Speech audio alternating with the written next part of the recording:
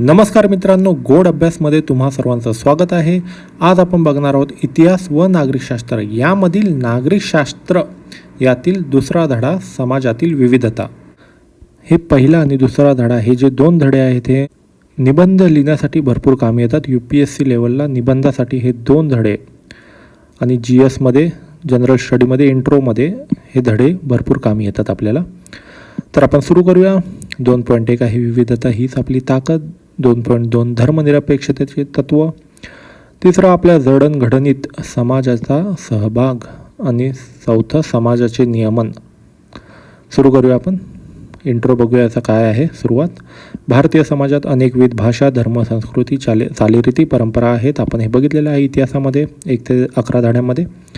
डिस्क्रिप्शनमध्ये लिंक आहे. जुने धडे बघायचे असतील, जुने आपले व्हिडिओज, तर बघून घ्या, रिव्हिजनसाठी कामी आहेत. ही विविधता आपले सांस्कृतिक वैभव आहे, सांस्कृतिक संपत्ती आहे आपली. ती आपण बघितलं कशा पद्धतीची इतिहासामध्ये आपण बघितलेलं आहे. मराठी, कन्नड, तेलुगू, बंगाली, हिंदू, गुजराती, उर्दू अशा अनेक भाषा बोलणारे लोक आपल्या आजूबाजूला असतात. आपण बघितले आहे मागच्या धड्यामध्ये. ते वेगवेगळ्या पद्धतीने सणवार उत्सव साजरे करतात. पोंगल आहे तमिळनाडूमध्ये, आपल्या इथे गणपती आहे, वेगवेगळे सणवार उत्सव होत असतात. त्यांच्या पूजा उपासनेच्या चालीरीती वेगवेगळ्या आहेत. वेगवेगळ्या पद्धतीची पूजा उपासना करतात. वैदिक काळात आपण जसं बघितलं त्यांना यज्ञांना महत्त्व होते, नंतर कमी झाले. अशा पद्धतीच्या विविध ऐतिहासिक वारसा असलेले प्रदेश आपल्या देशात आहे, हेही आपण बघितलेलं आहे. कशा पद्धतीनं वायव्य प्रदेशाचं कामरूप जे ईशान्येमध्ये होते, साऊथमध्ये कसे चोळसेर, पांड्य होते, त्यांचा ऐतिहासिक वारसा आहे. म्हणजे त्यांना त्यांचे पूर्वज तिथे राहत होते. त्यांच्यात विविधतेची देवाणघेवाण आहे. विविधता आहे आपल्या देशातील. हे विविध समूह वर्षानुवर्ष एकत्र राहत असल्यामुळे त्यांच्यात एकतेची भावना निर्माण झाली आहे. भरपूर वर्षानुवर्ष हजारो वर्ष एकत्र राहिल्यामुळे एकता आहे. म्हणजे त्यांना असं वाटतं आपण एकच आहोत. भारतीय समाजातील एकता यातून दिसून येते. हे झालं सुरुवात. तुम्ही कोणताही निबंध लिहित असाल किंवा म्हणजे कोणत्याही जे असं उत्तर लिहित असाल तर याच्यातून जर त्याच्या प्रश्नारूप तुम्ही हे कंटेंट उचलू शकता. याच्यातून खूप छान इंट्रो तयार होतो. आता 2.1 विविधता हीच आपली ताकद. विविध समूहांच्या बरोबर राहणे म्हणजे सहअस्तित्व अनुभवणे होय. अस्तित्व म्हणजे जिवंत राहणे, सोबत जिवंत राहणे, अस्तित्व. विविध समूहांच्या बरोबर राहणे म्हणजे सहअस्तित्व अनुभवणे. अशा सहअस्तित्वामुळे आपल्यातील सामंजस्य वाढते. त्यामुळे परस्परांच्या चालीरीतींशी, जीवन पद्धतीशी आपली ओळख होते. सामंजस्य म्हणजे समजूतदारपणा. आपण ज्यावेळी एकटे असतो आपण कसेही वागू शकतो, कधीही उठू शकतो, काहीही करू शकतो. परंतु जेव्हा तुम्ही समाजामध्ये असता, तुम्हाला माहिती आहे 7 वाजता तुमची शाळा असते, बरोबर तुम्ही 6 वाजता उठता. सामंजस्यपणा समजून घेताच, प्रत्येकासोबत भांडत नाही. त्यामुळे परस्परांच्या चालीरीतींशी, जीवन पद्धतीशी आपली ओळख होते. आपल्याला माहिती पडतं ते कसे जगतात, त्यांच्या चालीरीती काय. आपण एकमेकांच्या जीवन पद्धतीचा आदर करायला शिकतो. इतरांच्या काही प्रथा, परंपरा आत्मसात करतो. आपण बघतो आणि शिकतो. यातून आत्मसात म्हणजे आपणही तसं शिकून घेतो काय आहे ते. यातून समाजात एकोपा वाढतो, एकजूटपणा. सामाजिक एकोप्यामुळे आपण अनेक नैसर्गिक सामाजिक आपत्तींचा सामना करू शकतो. नैसर्गिक आपत्ती UPSC मध्ये डिझास्टर मॅनेजमेंट आहे, त्याच्यामध्ये असा जो इंट्रो टाकला तर खरंच उत्तर खूप छान होईल. विविधता हीच आपली ताकद बघितला. आता धर्मनिरपेक्षतेचे तत्व. धर्मनिरपेक्षता बघूया पुढे. भारतीय समाजात विविध धर्माचे लोक राहतात. त्यांच्यातील परस्पर सामंजस्य वाढीस लागावे. सर्वांना आपापल्या श्रद्धेनुसार उपासना करण्याचे स्वातंत्र्य असावे. यासाठी आपल्या संविधानात महत्त्वाच्या तरतुदी केल्या आहेत. आपण आपलं संविधान, पूर्ण संविधान आपण करणार आहोत. मूळ दस्तऐवज आपण करणार आहोत. त्यामुळे सबस्क्राईब करून ठेवा चॅनलला. त्यामुळे आपण ज्यावेळी व्हिडिओ अपलोड करू त्यावेळी तुम्हाला नोटिफिकेशन मिळेल. भारत हे जगातील एक महत्त्वाचे धर्मनिरपेक्ष राष्ट्र आहे. धर्मनिरपेक्ष बघूया पुढे का त्याची डेफिनेशन. आपल्या देशात भाषिक आणि धार्मिक विविधता मोठ्या प्रमाणावर आहे. अनेक भाषेचे लोक आपण बघितलं, एवढ्या भाषा आहेत आता सध्या इथे मेन्शन केलेल्या. संविधानात बघूया कोणत्या भाषा आहेत, जेव्हा ते घेऊ आपण टॉपिक्स. धार्मिक विविधता मोठ्या प्रमाणावर आहे. आपला देशच एवढा मोठा आहे, 7व्या क्रमांकावर आहे साईजमध्ये.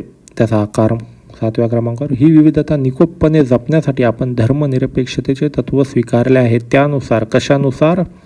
धर्मनिरपेक्षतेच्या तत्वानुसार. आता याच्यामध्ये काय येतं धर्मनिरपेक्षता म्हणजे? धर्मनिरपेक्षता म्हणजे आपल्या देशात राज्यसंस्थेने कोणत्याही एका धर्माचा पुरस्कार केलेला नाही.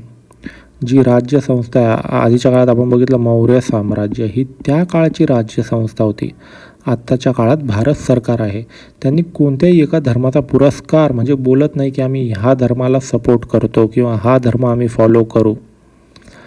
राज्यसंस्थेचा रोल आहे, म्हणतात कोणत्याही धर्माचा पुरस्कार केलेला नाही. दुसरं, प्रत्येक व्यक्तीला आपापल्या किंवा आपल्या पसंतीच्या धर्माची उपासना करण्याचे स्वातंत्र्य आहे. जो धर्म आवडतो, नवीन प्रवाह आवडला, नवीन प्रवाहाचा स्वातंत्र्य आहे.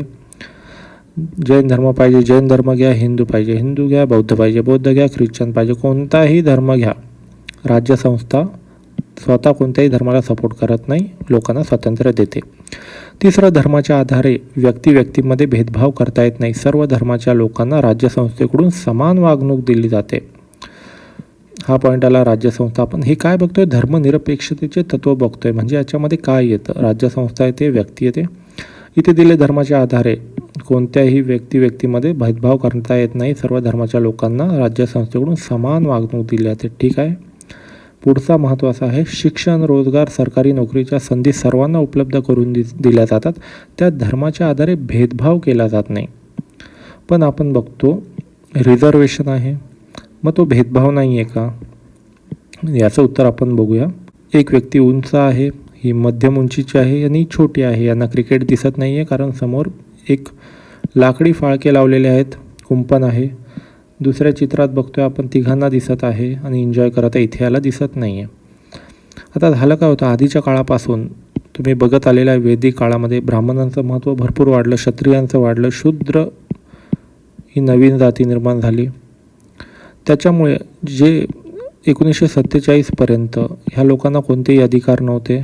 ब्रिटिशांच्या काळात थोड्या बहुत शूद्रांना अधिकार मिळाले, ते जसे सैन्यामध्ये गेले ते आपण पुढे बघणार आहोत.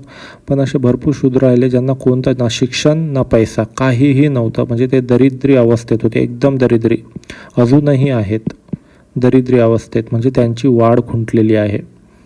हे समाजातले श्रीमंत वर्ग जे एकदम आधीपासून उंच म्हणजे काय, पैसा, संपत्ती, सर्व शिक्षण त्यांच्याकडे आहे. हे वर्ग असे ज्यांच्याकडे पैसा आहे पण शिक्षण नाही, संपत्ती नाही, पैसा आहे पण शिक्षण नाही, किंवा शिक्षण आहे पण पैसा नाही, आणि हे आहे अतिशूद्र. याला म्हणतात इक्वॅलिटी, समानता, सर्व समानता. जर या तिघांना, आता समजा ही सरकारी नोकरी आहे, हा खेळ, या सगळ्यांना एकसारख्या सुविधा दिल्या, रिझर्वेशन नाही, सगळ्यांना एकसारख्या सुविधा दिल्या, हा तर भरपूर वर निघून जाईल. हा बघू शकेल आणि याला दिसणारच नाही. मग अशावी न्यायबुद्धी, ज्याला म्हणतात इक्विटी, EQUITY, इक्विटी, आणि ही आहे इक्वॅलिटी. इक्वॅलिटीमध्ये काय होतं, याला जो उंच आहे त्याला कोणत्याही सुविधा दिल्या जात नाही, रिझर्वेशन नाही. जो मध्यम आहे, मधल्यामध्ये, त्याला थोडीशी सुविधा जास्त दिली जाते. आणि जो एकदम छोटा आहे, ज्याला आजपर्यंत काहीही बघता आलेलं नाही आहे, जो नेहमी खाली राहिला इतरांपेक्षा, त्याला सर्वात जास्त सुविधा दिल्या जातात आणि सर्व एका लेवलला आणण्याचा प्रयत्न केला जातो. याला म्हणतात इक्विटी. त्या इक्विटीच्या आधारावर रिझर्वेशन अवेलेबल आहे सरकारी नोकरीमध्ये. पण धर्माच्या आधारे भेदभाव केला जात नाही. म्हणजे दुसरे ह्या गोष्टी सोडून धर्माच्या आधारे भेदभाव केला जात नाही. चौथा आहे, धार्मिक व भाषिक अल्पसंख्याकांचे संरक्षण करण्यासाठी संविधानात विशेष तरतुदी केल्या आहेत. हे पूर्ण आपण बघणार आहोत, चांगल्या पद्धतीने बघणार आहोत. अल्पसंख्याकांना आपापली भाषिक आणि सांस्कृतिक ओळख जोपासण्याचे स्वातंत्र्य आहे. ओळख जोपासणे म्हणजे काय, ते ओळख दाखवू शकतात की आम्ही कोण आहोत, ख्रिश्चन आहोत, आम्ही हिंदू आहोत, मुस्लिम आहोत. त्यांना असं कोणत्याही पद्धतीचं त्यांच्यावर बंधन नाही की तुम्ही हे करू शकत नाही. ते ओपनली नमाज पाडू शकतात. ते उघड्यावर, आपण जसं बघतो गणपती विसर्जन करतो आपण जाऊन, स्वातंत्र्य आहे आपल्याला. शिक्षणाद्वारे आपापल्या समाजाचा विकास करण्याचे स्वातंत्र्यही त्यांना आहे. शिक्षण घ्या, समाजामध्ये ते शिक्षण प्रसार करू शकतात. समाजामध्ये शिक्षण प्रसार करू शकतात, तेही स्वातंत्र्य आहे. धर्मनिरपेक्षतेच्या तत्वामुळे भारतीय समाजात धार्मिक सामंजस्य टिकून राहिले आहे. सर्व धर्माचे लोक राहतात, एकोप्याने राहतात. निवडणूक होते, सगळ्या धर्मातून लोक निवडून दिले जातात. सामंजस्य टिकून राहिले आहे. हे का झालेलं आहे, धर्मनिरपेक्षतेचे तत्त्व स्वीकारल्यामुळे. आपल्या जडणघडणीत समाजाचा सहभाग काय आहे? 2 पॉईंट आपण बघितलं गेल्या चॅप्टरमध्ये की विकास कसा होता. आता हे बघूया समाजाचा सहभाग काय आहे. समाजात राहून आपण काय शिकतो, कोणते गुण आत्मसात करतो, आपल्या जडणघडणीत समाज कशी मदत करतो ते आपण समजावून घेऊ. सर्वात पहिले सहकार्य. कोणताही समाज व्यक्ती आणि समूहातील परस्पर सहकार्यावर आधारलेला असतो. आपण बघितलं परस्परावलंबी. व्यक्तीमध्ये हे पहिल्या धड्यामध्ये आपण बघितलं होतं, याच्यातलं म्हणजे वरचा नागरिकशास्त्रामधला पहिला धडा. व्यक्तीमध्ये सहकार्य असल्याशिवाय समाज अस्तित्वात राहू शकत नाही. बरोबर आहे. परस्पराच्या अडचणी प्रश्न सोडवण्यासाठी परस्परांना मदत करणे व देवाणघेवाण करणे म्हणजे सहकार्य, हेही बघितलं. आपल्या घरातील व्यक्तीमध्ये अशी वृत्ती नसेल तर जसे आपले कुटुंब टिकू शकत नाही तसेच समाजाचे आहे. घरामध्ये मोठा भाऊ छोटा भाऊ खूप भांडण करतोय, कोणाचे ऐकत नाही, वस्तू फेकून देत आहेत, तर ते घर राहील का? नाही राहणार, कुटुंब टिकणार नाही. तसेच समाजाचे आहे. सहकार्य एकमेकांना केलं नाही तर आपला विकास रखडेल, विकास होणार नाही. हा म्हणतोय आपण इथं रोड बांधू, हा म्हणतोय नाही इथे हे झाड आलं मला नाही चालणार, किंवा मंदिर आलं, चर्च आली, बांधून येणार नाही, तर काय होणार? विकास रखडेल. दैनंदिन जीवनही सुरळीत चालणार नाही.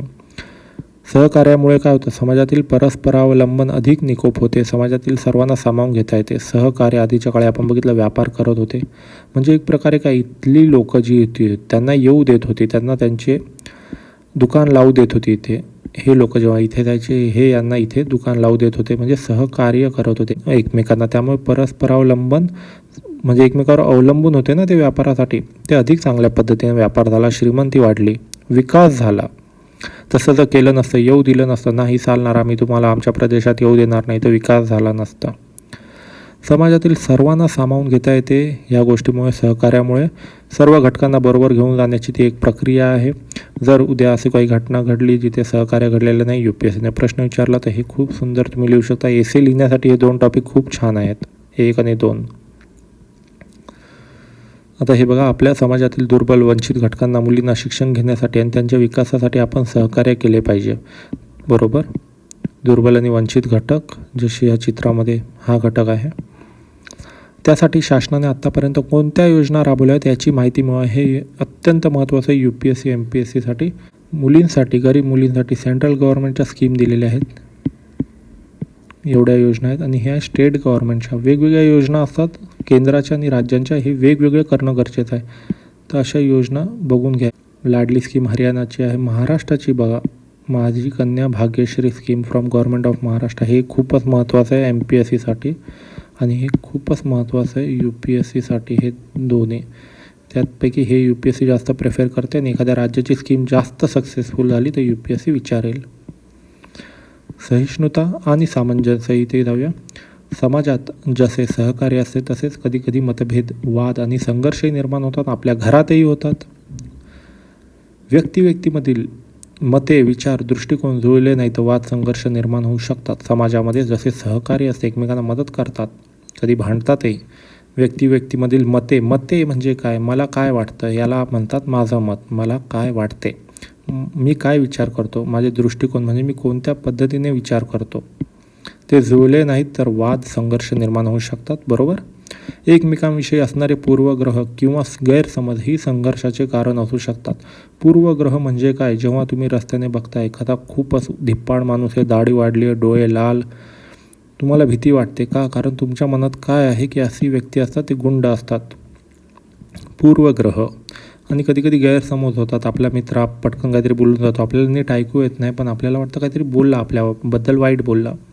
असे गैरसमज होतात, मग आपण त्याला भांडतो, तुम्हाला वाईट बोलला असं पद्धतीने.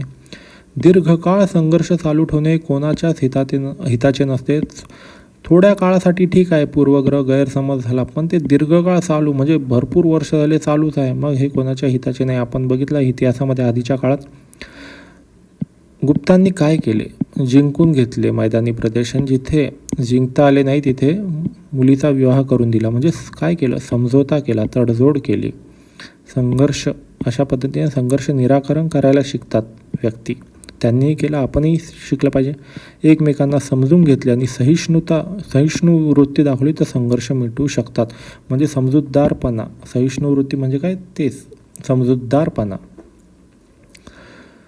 सामंजस्यातून नकळतपणे आपण अनेक नव्या गोष्टी शिकतो, समजूतदारपणा दाखवल्याने नवा विचार आत्मसात करतो, आपले सामाजिक जीवन अधिकाधिक समृद्ध बनायला त्याची मदत होते, आपल्यातील सहिष्णुता वाढते, सामाजिक स्वास्थ्य आणि शांतता ते टिकवण्यासाठी एक सोपी पद्धत शिकण्याची संधी समाजामुळे मिळते. हे समाजाचे फायदे आहेत. समाजामध्ये राहिलं तरच ह्या सर्व गोष्टी शिकता येतात, सहिष्णुता वाढते. आता बघा, तुम्ही अनेक तडजोडी करत असाल. आता इथे वेगवेगळी उदाहरणं आहेत. असं समजा रेल्वेमध्ये तुम्ही बसलात, मग आपण 4थ्या सीटवर बसायला देतो व्यक्तीला, बसून घ्या, जागा करतो. तुम्हाला गिअर असणारी सायकल हवी आहे, ताईचे फीचे पैसे भरायचे आहेत. आता काय करणार, एक तर सायकल भेटेल किंवा ताई शाळेत जाईल. सायकल नंतर घेऊ, पहिले शाळेचे पैसे भरा. शेतीच्या बांधकामावरून शेतकऱ्यांशी सुरू असलेला तुमचा कुटुंबाचा वाद कोर्टात न जाता तुम्ही संपवला. शेजारचा सोपान म्हणजे नाव आहे त्याचा, आता तुमचा चांगला मित्र झाला आहे. अशा पद्धतीची आहे समाजामध्ये घटना, ज्याच्यामध्ये सामंजस्य दाखवलेलं आहे. विविध भूमिका पार पाडण्याची संधी. समाजात आपल्या वाट्याला अनेक भूमिका येतात. एकच व्यक्ती अनेक भूमिका पार पाडत असे पुढे येईल. बघूया. प्रत्येक भूमिकेच्या काही जबाबदाऱ्या, कर्तव्य ठरलेले असतात. कुटुंबात आणि बाहेर आपण या भूमिकामुळे अनेकांशी जोडले जातो. आपल्या या भूमिकामध्ये अनेकदा बदल होत असतात. हे नेमकं काय, आपल्या भूमिका कधी येतात, समाजामध्ये राहिल्यानंतर. एक्झाम्पल, हे तुम्ही आहात.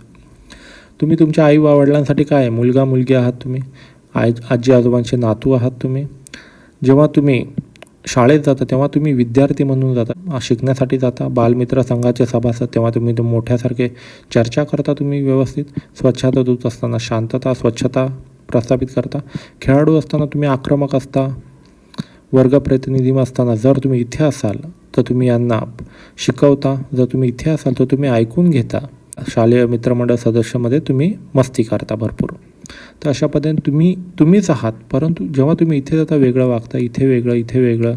प्रत्येक ठिकाणी जाता तेव्हा वेगवेगळ्या पद्धतीने वागता. याला म्हणतात, हे का तुम्हाला समजतं, कारण तुम्ही समाजात राहता. समाजाचे नियमन बघून घेऊया. समाजाचे नियमन, समाजाचे व्यवहार सुरळीतपणे चालावेत म्हणून काही नियमांची आवश्यकता असते. पहिल्या धड्यामध्ये बघितलेलं आहे, हे रिपीट झालेलं आहे. पूर्वी समाजाचे नियमन बहुतांशी रूढी परंपरा याद्वारे होत असे, इतिहासामध्ये बघितलं आपण. परंतु आधुनिक समाजाची नियमन, रूढी परंपरा तर आहेच, पण कायद्यानेही करावे लागते. कारण रूढी परंपरा हिंदू फॉलो करतील, मुस्लिम त्यांची फॉलो करतील रूढी परंपरा. पण ह्या तिघांना एकत्र कसं बांधणार, हे एकमेकांचं ऐकत नाही. त्यामुळे कायदे करावे लागतात. कायद्याने त्यांना सांगावं लागतं, एकजुटीने राहा. रूढी परंपरा, संकेत इत्यादींपेक्षा कायद्याचे स्वरूप वेगळे असते. आपण हे सर्व बघणार आहोत. कायदे काय असतात ते बघणार आहोत. या सर्व बाबींच्या आधारे आपल्या समाजाचे नियमन होते, व्यवस्था स्थिर होते, संस्था संघटना करत असतात. अनेक संस्था संघटना हे बघणार आहोत आपण. संघटना पुढे येणार आहेत. स्थानिक पातळीवर असणाऱ्या शासन संस्था ही समाज नियमनाच्या कार्यात महत्त्वाची भूमिका पार पाडतात. स्थानिक पातळीवर कोणत्या शासन संस्था आहेत, आपण बघितलं मौर्य काळात राज्य पातळीवर अनेक संस्था होत्या. तर धडे बघून घ्या 1 ते 11. स्थानिक पातळीवर म्हणजे आपल्या जवळपास कोणत्या शासन संस्था आहेत ज्या नियमन करतात समाजाच्या. त्या जर नसतील तर समाज विखरेल, तुटून जाईल, स्थैर्य जाईल, विकास कमी होईल. धडा संपलेला आहे. आता आपण स्वाध्याय बघून घ्या. व्हिडिओ पॉज करा आणि स्वाध्याय सोडवण्याचा प्रयत्न करा. पुढच्या चॅप्टरमध्ये आपण बघणार आहोत स्थानिक शासन संस्था, पण त्या ग्रामीण लेवलच्या. तर मित्रांनो, पुढील पाठात आपण पुन्हा भेटूया. बाय.